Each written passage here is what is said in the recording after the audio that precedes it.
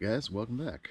Thanks for being here, and thanks for watching. This is episode 50. Today we're going through all of the process of scarfing over butt joints on planks. So enjoy the episode, and if you want to stay tuned for a relatively real-time update, stick around to the end of the video, and it's right on there. Anyway guys, thanks for being here, thanks for watching, enjoy the video. Hi there YouTube, Matt here with Maverick. Today we're going to be routing this scarf out. Got the rotor over here. I finally got a full face shield respirator. All safetied up, I got my knee pads on. So let's do some routing. I'll show you the first one, I guess, and then I'll do the other side. Anyway, let's get this done. Sick of procrastinating about it.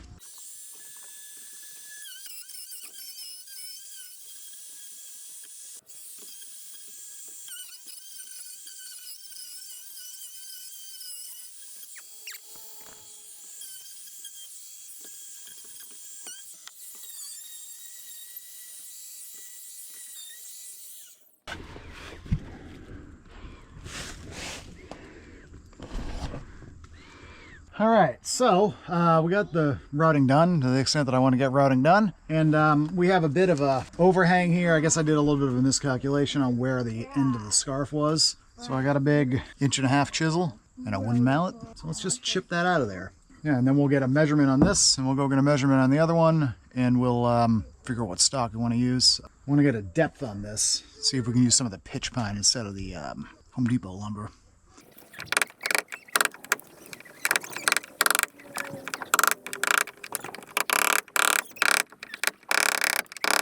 Thinking I might make a new one of these out of some of that live oak I got from Andrew. Because this was just made from, I think it's red oak. I don't think it's even white. It was made a while ago out of some firewood that I had. Long before I ever took a notion to rebuild an old wooden boat.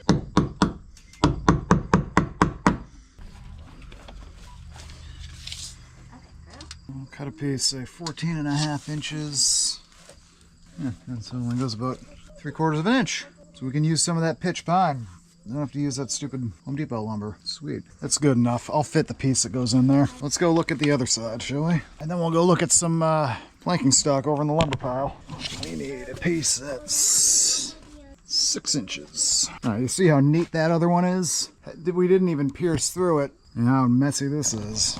Yeah, that's where we're filling in all those holes in the butt ends, because that's rough. Now this one, these planks are only 1 1/8 inches. Probably should have been sanded multiple times, but let's see. So one 14.5 and one 18.5. Both of them are nominally 6 inches. All right, let's go find some stock, shall we? Oh, by the way, we got a bunch of locust here. This was from work. And I also have root balls. And I don't know about you guys, but I see ship's knees. See that? We'll see when we cut that up what that looks like, but I think I might be able to get at least a couple knees out of these two pieces. So that's cool. All right, over here at one of our lumber piles. Oh yeah, we got easily 7 inches of heart in this. All right, so I gotta go clean up the workbench. I'll meet you guys downstairs and we'll get set up to cut the scarves out of this. All right, let's cut one of these.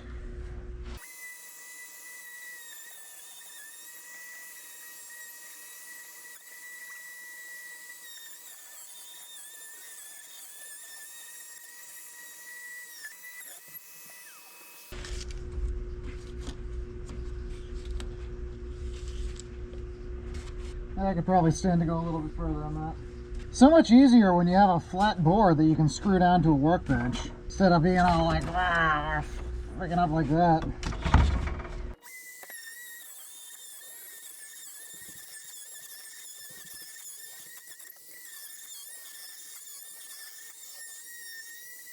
So we're shooting for an 8-inch long scarf, but I think this should be good.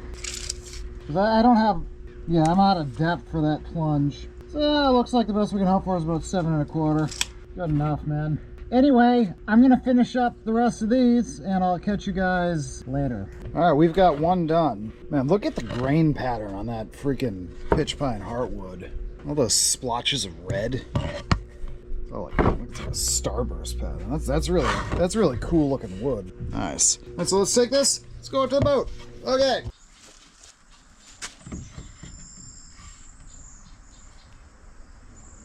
I'm gonna go get a block plane. I'll be right back. After much ado with a block plane, got my new vise up top.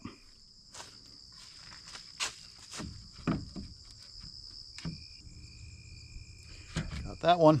All right, back to the basement, but I'll show you guys that when I'm done. Hey guys, sorry for the racket over there. They're playing Minecraft IRL. They just discovered Minecraft. Seems like kind of a cool game.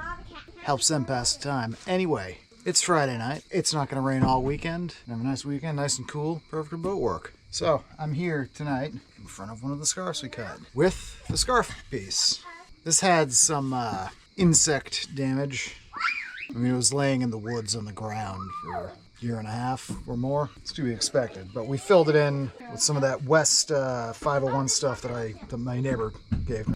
Anywho, so I just went downstairs and I just kind of sanded it down. I was kind of like cornered there. I used the stationary belt sander to give a nice little radius there.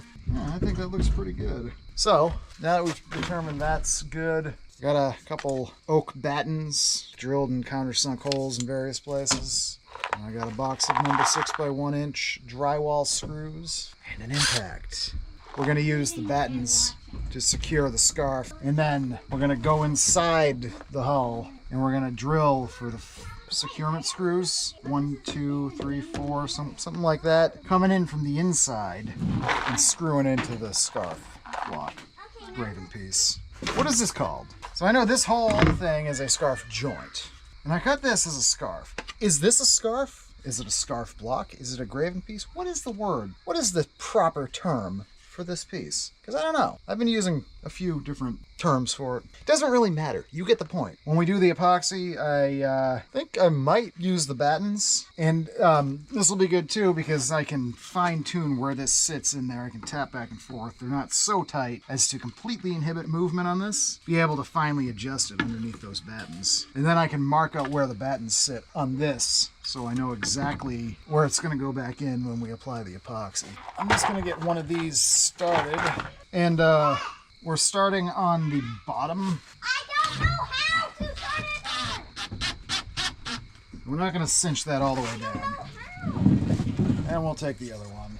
And we'll do the same thing. We're not going to cinch it down all the way just yet. And we're not going to put it in from the top. Because this will act like a set of forklift forks, and you can just put it right up there and pick and choose where you want. And Mom, what's the password for Minecraft? so I'm going to get this visually lined up here. Can you create another world? A village.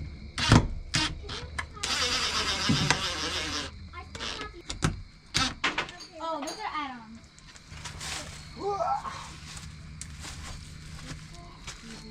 Custom hammer.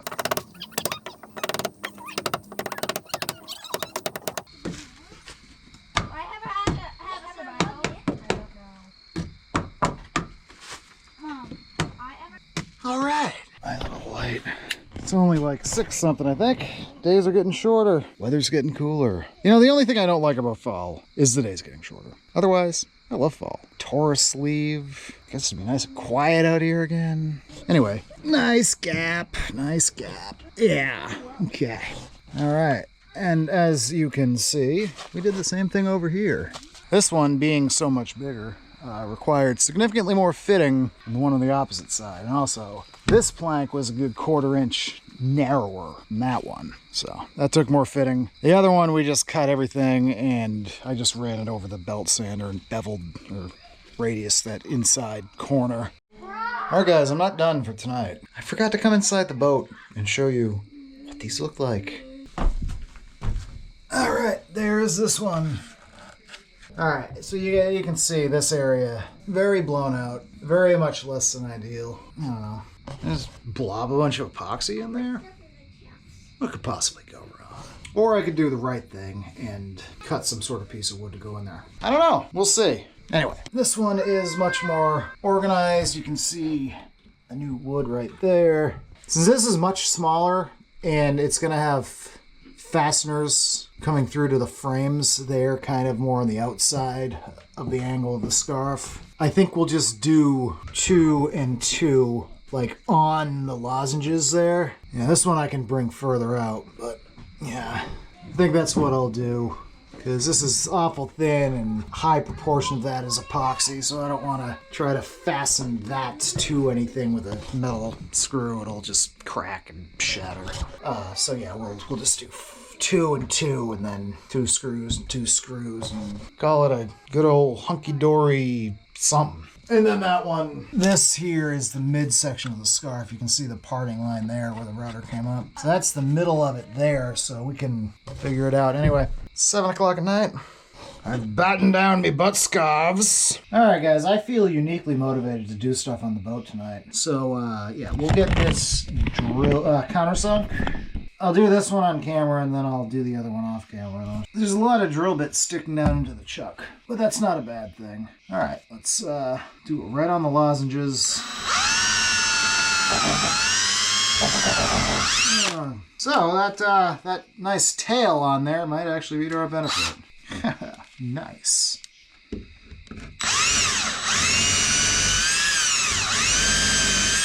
And the good thing about doing it from this side is that I don't need to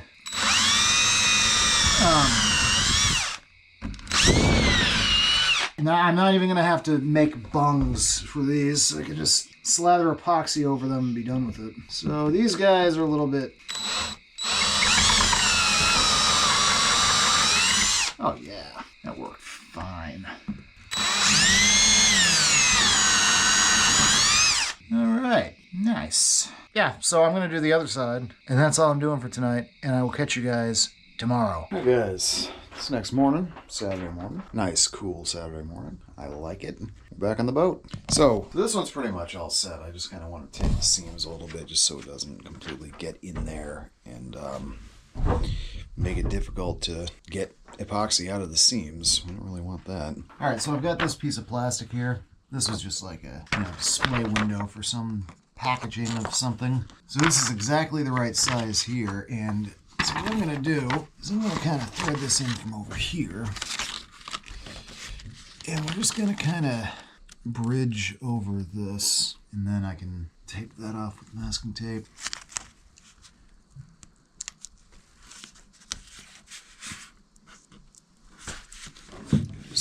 Yeah, now we're thinking. Now we are thinking. Don't get to drinking, get to thinking. Chose that path in life when I got this boat. That was the deal.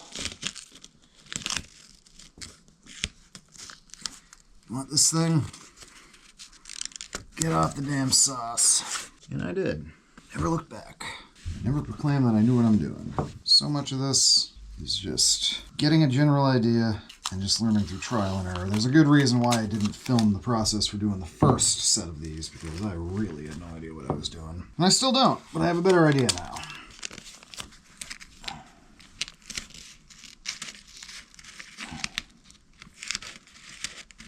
At the end of this project, I will be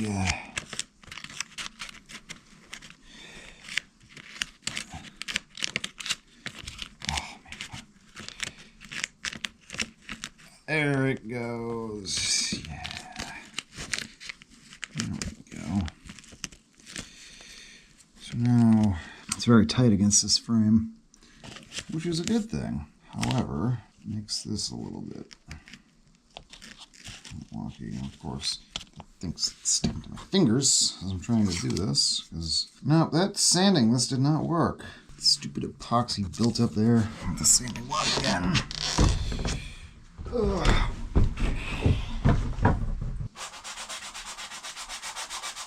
Guys, do yourselves a favor and don't drizzle epoxy all over your freaking painter's tape. It just causes misery. Misery and despair. Let's see here. This guy anchored down over here. And this one. That's stuck to the frame. Yes. No, I don't want it.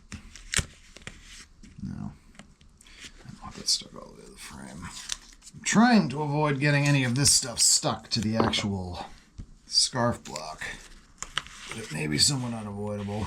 Thankfully, we don't have much of a bond between the masking tape and all the rest of it. Yeah, I'm going to have some cleanup to do underneath here, but I just... I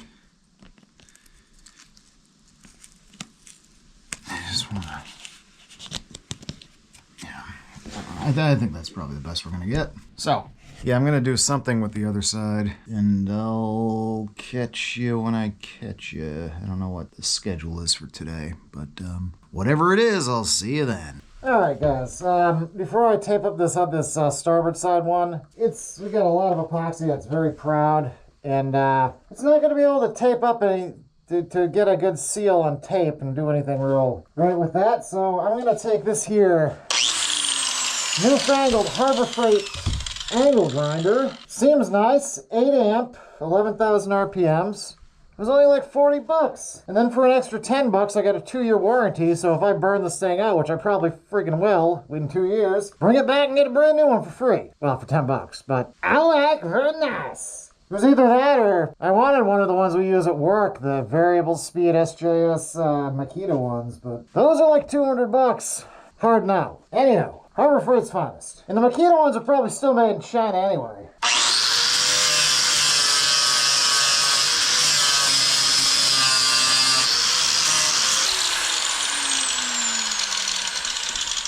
Oh yeah, very nice. Alright. I have the whole new face shield thing. But that's in the basement. I don't feel like going in the basement. But we got it done. I'll show you that close up. There we go. Fair and not square, because it's a boat, nothing square. So I'm going to tape over these gaps where epoxy's going to come through when I put it on there. Tape over the seams. We'll call that good and ready for epoxy. I just have to, on the outside, mark off where my scarves, or where the battens are on the workpieces, so I can align them perfectly when I go to put them on after the epoxy. All right, so I've decided to just kind of pre-thread in those little bronze screws, just to make a little bit less work. Less epoxy oozage coming up through those holes. Just get everything clamped in place with the battens on the outside. Come inside, sink those down. Let everything set up. Okay, beauteous.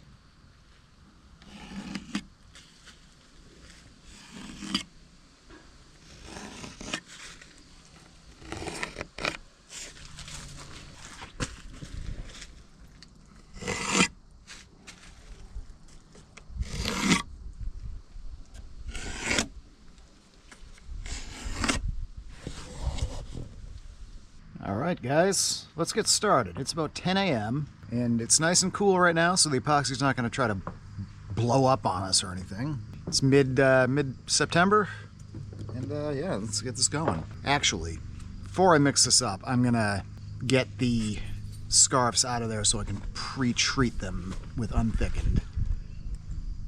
Yeah, and I'll get a foam brush to go with that. Alright guys, time to mix up some epoxy. I'm going to start first with just a little bit of unthickened, just so I can pre-treat the scarves, and then we'll add more and thicken it up. We have our wonderful Total Boat high performance slow cure. If you want to get some of this amazing stuff for yourself, go ahead and click that affiliate link down in the description below. You get 5% off, and the boat, not me, gets a kickback. Anyway, let's mix some of this up. I'm just gonna do 1 or 2 pumps just to pre-treat. I've got brushes on the other side. All right. Yeah, that just would have been logistically kind of ridiculous to, I really kind of prefer not to grab the camera with epoxy covered hands. So I've got both the hull and the insert piece pre-treated over there. Got the hull pre-treated right there, and this is now pre-treated. Set that guy aside, ready to go. All right, so how much should we put in? 10 pumps.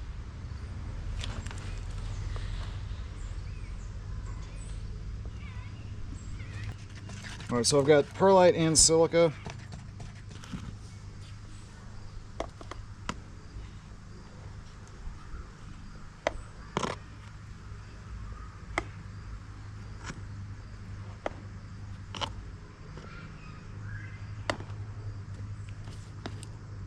With 5 scoops of perlite.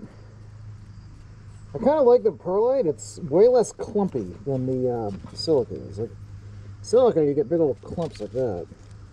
But they're both good. The perlite just happens to be something that I can get, that I can just get. Whereas this stuff is 25 bucks for that. And it goes quick. Epoxy thickener goes quick when you're doing stuff like this. I got 5 scoops of that. I got 5 scoops of less clumpy silica. Start with 3. Just break up those clumps. Honestly, that might be enough because this is thickening up quite nicely. Just a word to the wise, always use a respirator when you're dealing with any of this fine stone powder stuff. I know this isn't technically stone powder, it's a chemistry process, but it's still silica. And as someone who works in the stone industry, you don't want silicosis. My boss actually has low-grade silicosis. You don't want silicosis. I think we're good. Putty. You can see how gray that is. It's because that perlite is basically pulverized volcanic glass, that black kind of obsidian looking stuff. It's got that distinctive gray hue as opposed to just the white of the silica. Anyway, let's get these buckets of silicosis covered up. So, I don't know, I'll do a little bit on here. There's a bit of a step where I went a little bit overboard with the router. So I'm just gonna kind of pre-fill that in a little bit. Oh yeah, this stuff's nice and thick. Thick as a brick.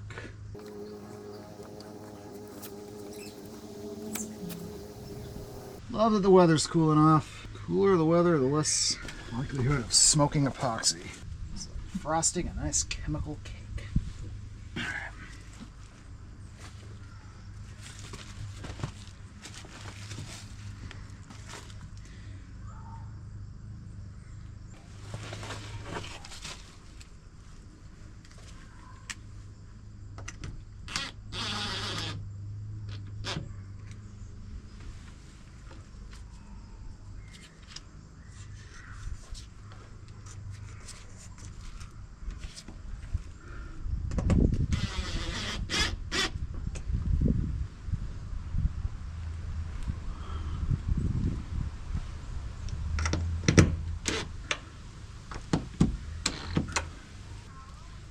Okay. Let's go do the other side. This battening system seems to be working out quite nicely. I like it.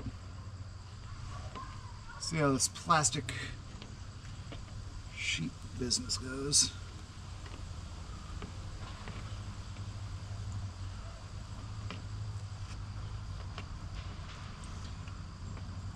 Got the bronze screws kind of poking through on this one. Not terribly concerned. Just wanted to get them in there so I can locate them easier when I go to screw them in.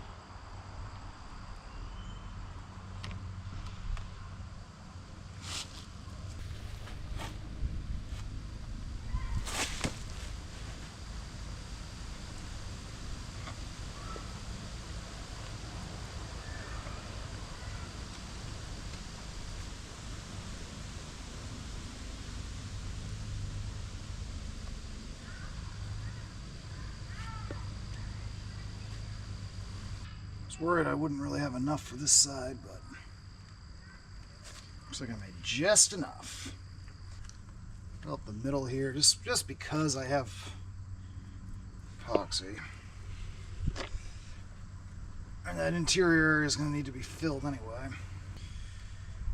I was watching the channel where the couple up in Alaska is redoing their big old 3-masted steel schooner, Alaskan Gypsy. But they have a severely galvanically corroded steel hull, and they were talking to a guy who works at a local marine company up there, saying that sandblasting and then epoxy priming any galvanically corroded, iron or steel components and encapsulating that in epoxy is a way to go. Saying that the guy told them that he's had fishing boats that a couple years prior came in and had that done to, and there was absolutely no corrosion on the hull. So I think that's going to be our way to go with this keel. But that's for another time, and I got sawdust in there. Get out of there. What a mess. Alrighty.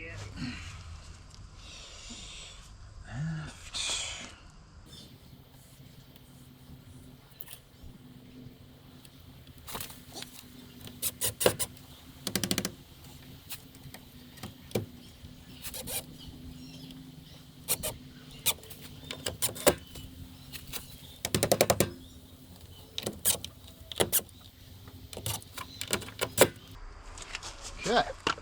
Wow. That looks good, man. Looks real good. Okay. I'll take all this oozage inside and find some use for it in there, I guess. But we gotta go in and screw some screws. She's a bit trippy, she is.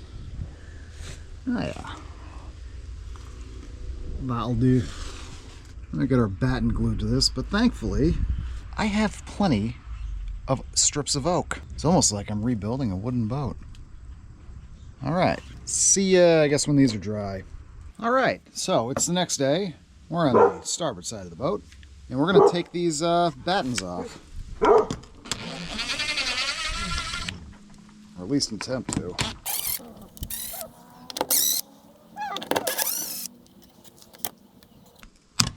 Nice. Let's go over to the other side. I'll give you guys a closer look here. I got a little bit of fill out, but nothing, a little bit of work with the multi-tool won't fix.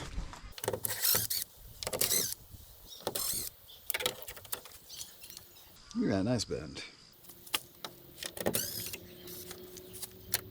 Cool. All right, I'll give you a close-up of this one. We can go inside and peel back some tape and see what we're dealing with. Once again, little seam fill out, but not too bad. Not too bad at all. Really? I just made a video and the GoPro wasn't on. Anyway, I just removed all of this from here. Remember we had that plastic sheet and it was all taped off? That sucks because that was kind of a cool shot. But we have a nice, beautiful, mirror smooth, nice filled out finish here. That is very nice. That's beautiful. All right, this time we'll actually film it. Let's take the tape off this one.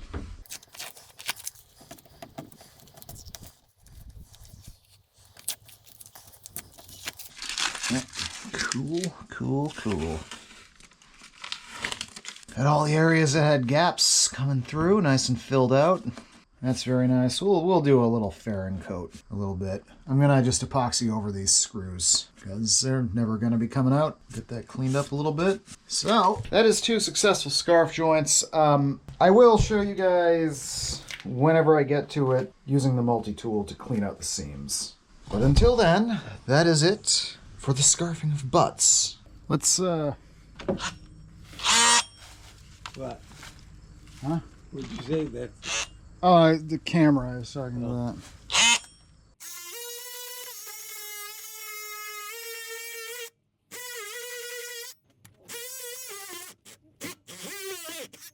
Gotta be careful not to cut into my frames. What? The camera. You touched the camera. Okay. Yes.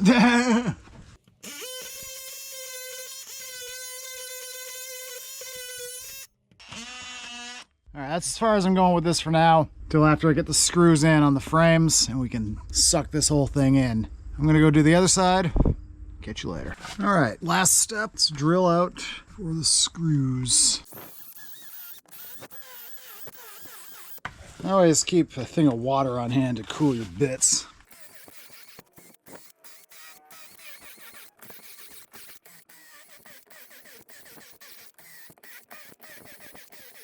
All right, got some of Fairwind's screw lube here. Just dip the threads into that.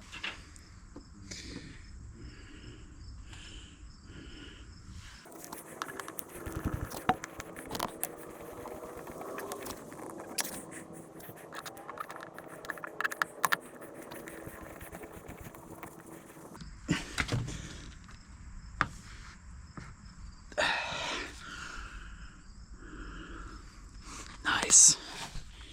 Oh, I already checked on the inside. Made sure there were no obstructions that I missed cutting from the outside, and there were not.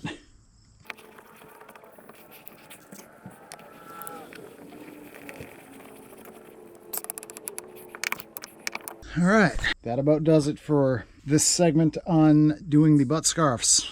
Hey there, guys.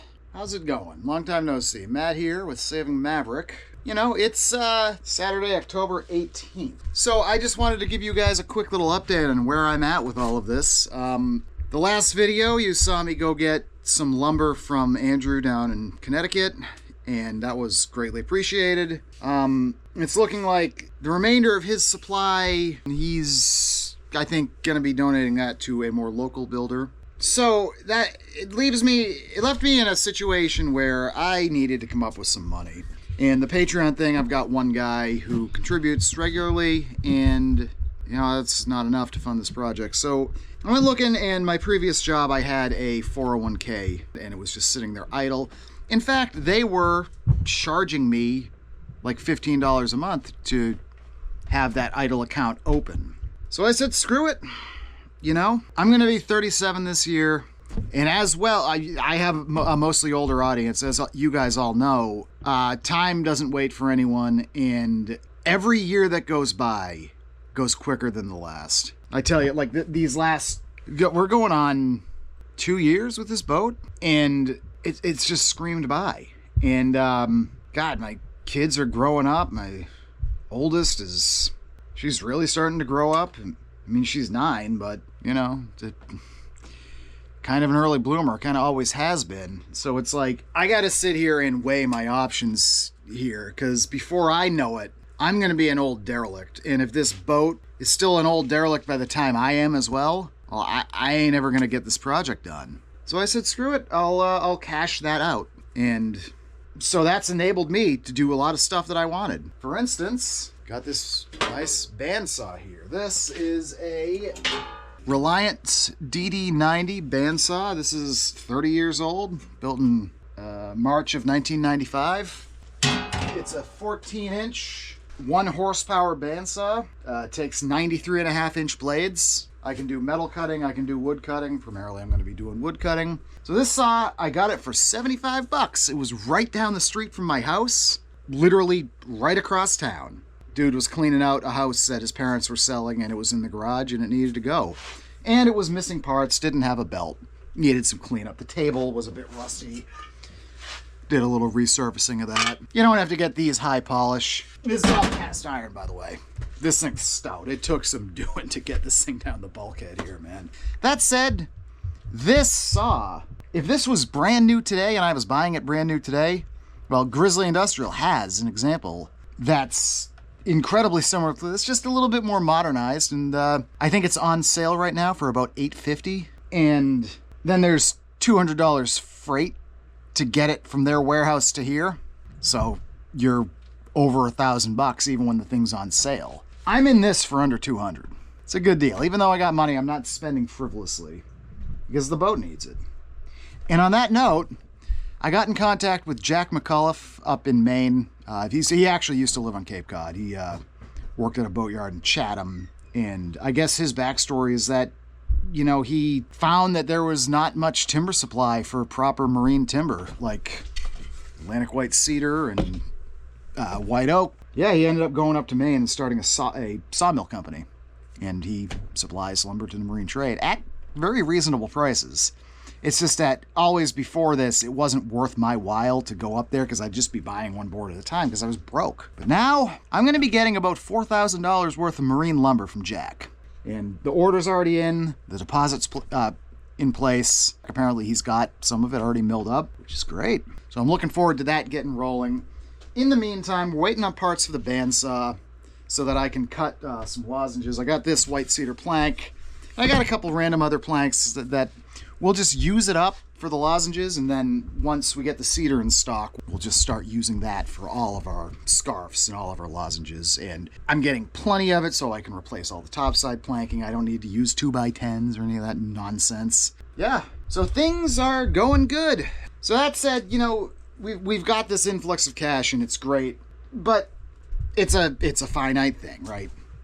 It's not getting replaced. It is slowly being spent, but it's being spent, and eventually it'll run out. And hopefully at that point I'll have the vast majority of the materials I need, so it won't be too much of an issue to get epoxy and fasteners and all that stuff. But I would still really appreciate your help. And on that front too, I actually got a couple emails from another guy down in Connecticut who's got a pile of old stock white oak timbers. And he emailed me, he's like, hey, if you want it, come get it. And I appreciate that.